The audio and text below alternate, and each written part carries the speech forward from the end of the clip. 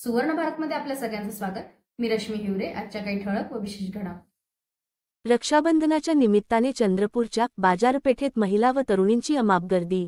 शनिवारी होतोय रक्षाबंधनाचा सण थाटात साजरा। बहीण भावाच्या प्रेमाचे अतूट प्रतीक असलेला रक्षाबंधन सण शनिवारी देशभर थाटात व उत्साहात साजरा होत असून याच सणाच्या निमित्ताने चंद्रपूरची बाजारपेठ राखी खरेदीसाठी महिला व तरुणींच्या गर्दीने फुलून गेल्याचे चित्र प्रत्यक्षात शुक्रवारी बाजारपेठेत दिसून आले। गतवर्षीपेक्षा या वर्षी राखी व रेशीम धागांचे भाव काही प्रमाणात वाढले असल्याचे गोल बाजारातील एका राखी विक्रेत्याने सुवर्ण भारत न्यूज चॅनलच्या प्रतिनिधीशी बोलताना सांगितले। यावेळेस बाजारपेठेतील राखी दुकानात डोरेमन, मल्टीकलर व विविध प्रकारच्या आकर्षक व मनमोहक राख्या विक्रीसाठी उपलब्ध झाल्या आहेत।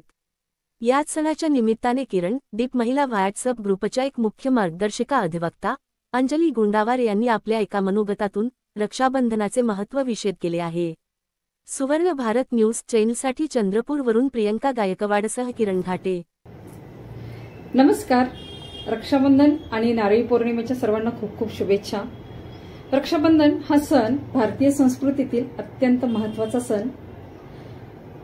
भाऊ आणि बहीण यांच्यातील प्रेम आणि बंधुत्व तो दर्शवतो। रक्षाबंधन हा सण श्रावण महिन्यातील पौर्णिमेला साजरा केला जातो। या दिवशी बहीण भावाच्या मनगटावर राखी बांधते आणि त्याच्या मंगलकामनेची, यशाची, आरोग्याची, सुरक्षिततेची प्रार्थना ती करते आणि भाऊ देखील बहिणीची संरक्षणाची जबाबदारी दायित्व स्वीकारतो। नारळी पौर्णिमा म्हणून देखील हा सण साजरा केला जातो। या दिवशी कोळी लोक समुद्राला नारळ अर्पण करतात। मच्छीमार लोक समुद्र देवतेची पूजा व प्रार्थना करतात, कारण त्यांचा समुद्रातील प्रवास सुरक्षित व्हावा म्हणून। या दिवशी नारळी भात देखील बनवला जातो आणि नृत्य, गीत सादर केले जातात। खरं तर आपण भारतीय संस्कृतीत जर बघितलं तर पारंपरिक रूढीनुसार हा सण साजरा केला जातो, पण त्याची मूळ कथा अशी आहे की विष्णू वामन अवतारात आले आणि जेव्हा बळीराजाचं यज्ञ सुरू होतं तेव्हा ते तिथे आले आणि बळीराजा उठून वामनाला भेटले तर ब्राह्मण रूपामध्ये विष्णू होते। बळीराजाने वामनाला म्हटलं, तुला काय हवं आहे दान? तर तेव्हा वामनाने म्हणजेच ब्राह्मणाने बळीराजाला म्हटलं की मला कोणीतरी देव आलेला आहे। तरी सुद्धा बळीराजा हा दानशूर असल्यामुळे त्यांनी ती 3 पाऊल जमीन देण्याचं वचन दिलं। वामन अवतारात असलेले विष्णू यांनी खरे रूप दाखवण्यास सुरुवात केली आणि भव्य दिव्य रूपात ते जेव्हा आले त्यांनी 1 पाऊल जमिनीवर ठेवलं, दुसरं आकाशात म्हणजे स्वर्गाचं। आता 3रं पाऊल ठेवण्यासाठी त्यांना जागा नव्हती आणि मला दान दिल्याचं पूर्ण दायित्व स्वीकारू द्या। जसा वामनाने त्याच्या डोक्यावर अलगद पाय ठेवला तसाच बळीराजा पाताळात गेला आणि वामनाने म्हटलं की मी तुझ्यावर इतका खुश झालं की तू मला 3 पाऊल जमीन जी दिली।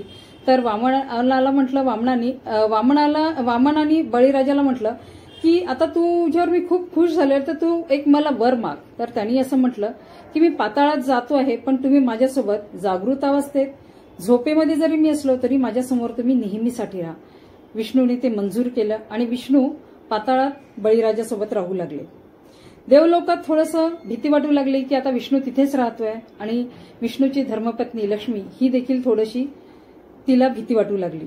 अशातच मग नारद मुनी लक्ष्मीजवळ गेले आणि त्यांनी तिला सांगितलं की तू एका साध्या ब्राह्मण बाईचं रूप धारण, पालचा वध झाला आणि त्याच्यावर कृष्णाने सुदर्शन चक्र चालवलं, पण सुदर्शन चक्र जेव्हा परत आलं तेव्हा थोडंसं ते चक्र कृष्णाच्या करंगळीला लागलं आणि कृष्णाच्या करंगळीतून भरभर रक्त वाहू लागलं। तिथेच उपस्थित असलेली द्रौपदी धावत आली आणि तिने आपल्या साडीचा किनार फाडला आणि कृष्णाच्या करंगळीला बांधला। मला तेव्हा ते गाणं आठवतं, चिंदी बांधते द्रौपदी हरीच्या बोटाला। तर तिने ते पदच्या संरक्षणाची जबाबदारी दायित्व श्रीकृष्णाने घेतली की मी हा भाऊ म्हणून मी तुला कधीही संकटाच्या वेळी मदत करेल। आणि याचं उदाहरण आपण बघितलेलंच आहे की महाभारतामध्ये जेव्हा वस्त्रहरण होत होतं तेव्हा श्रीकृष्णाने द्रौपदीची लाज राखली। हा दुसरा दाखला आपल्या पारंपरिक कथेमधला आहे। तिसरं एक उदाहरण असं सांगता येईल की यमराज जे आहे त्यांची बहीण